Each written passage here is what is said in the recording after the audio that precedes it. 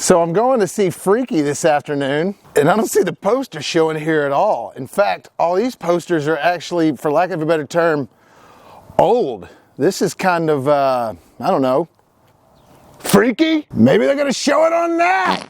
Oh my God, it's a slaughterhouse. Shoot that mother...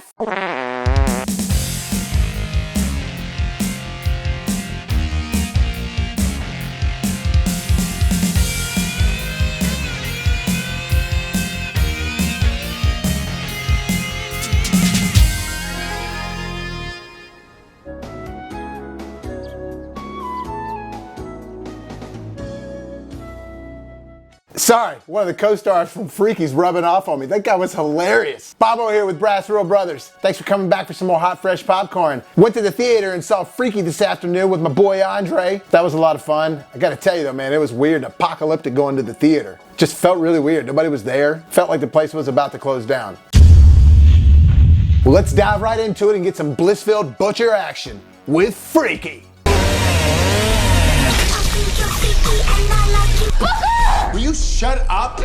Directed by Christopher Landon, starring Kathryn Newton and the legendary Vince Vaughn. And some other people co-starring here and there. Some you'll recognize, some you won't. But overall, I had a good time with this movie. It did kind of feel like a streaming release or a Netflix release. Not that that's a bad thing because it was good. It wasn't like The Babysitter 2.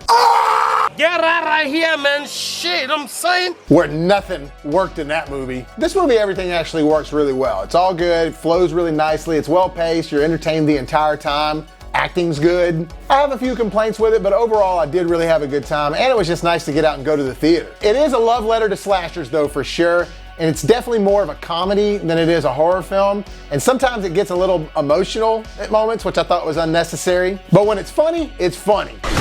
Great.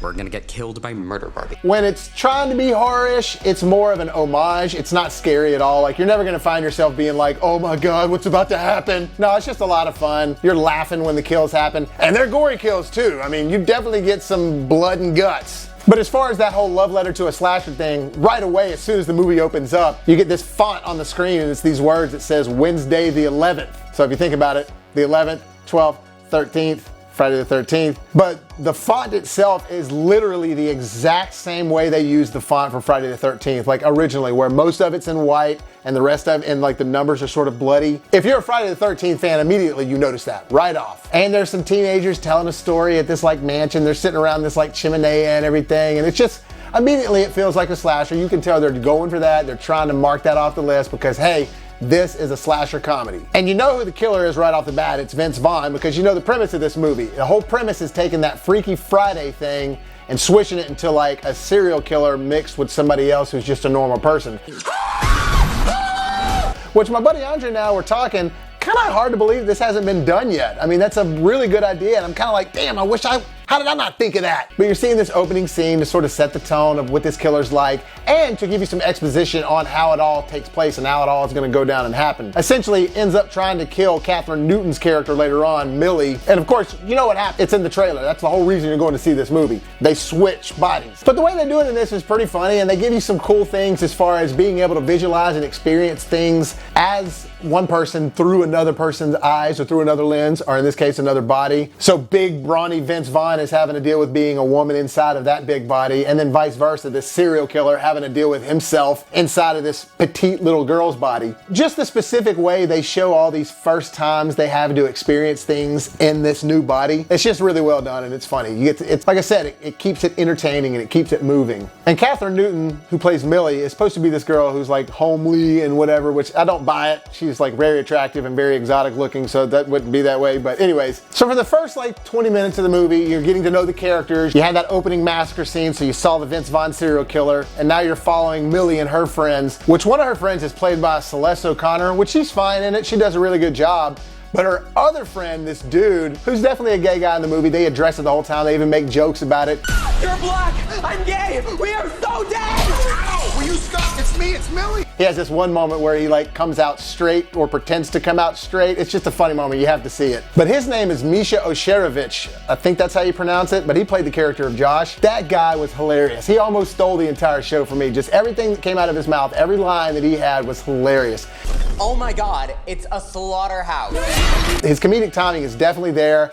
I see him having a future. You'll see him in other movies. And another person you'll recognize in this movie is Alan Ruck. Cameron from Ferris Bueller's Day Off, or he was that scared dweeb in Speed, however you like to remember him. But he plays this really piece of trash shop teacher in this, which they do a good job of making you hate some characters that inevitably end up getting killed, so you don't feel that bad when they just get mutilated. But the way Alan Ruck plays that shop teacher is really funny. You'll laugh at him a lot. And then his students in that class, there's just this really funny scene where this kid's talking about building a dog pound. Just the way he's describing it and that character in general, just like I said, when you watch it, you'll see what I'm talking about. I thought it was funny. The casting overall is pretty good. I mean, it does make you laugh at most of the characters. The jokes are real, the settings and the tone, it all feels real, unlike The Babysitter 2.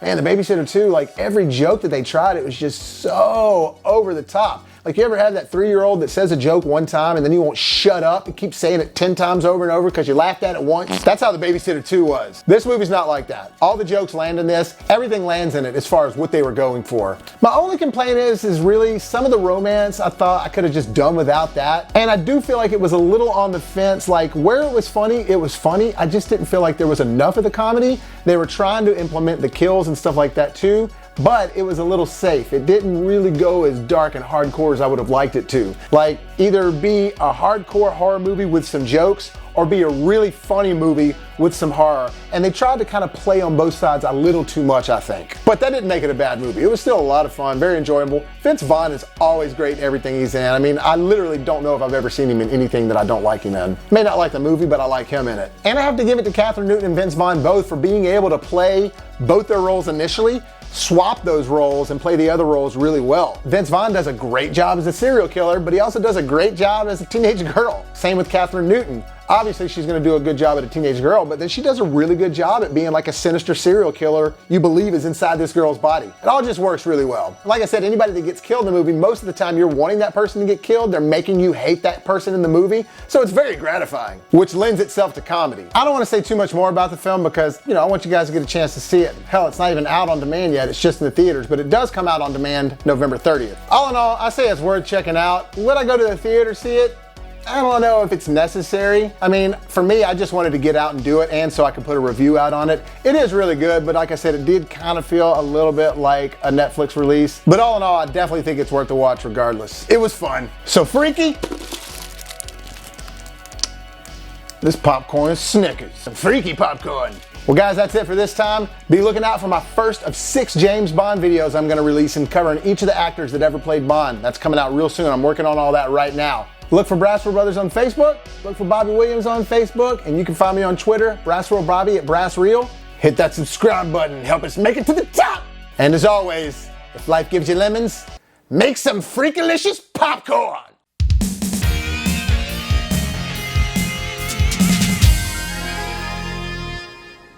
I want my body back. Come and get it.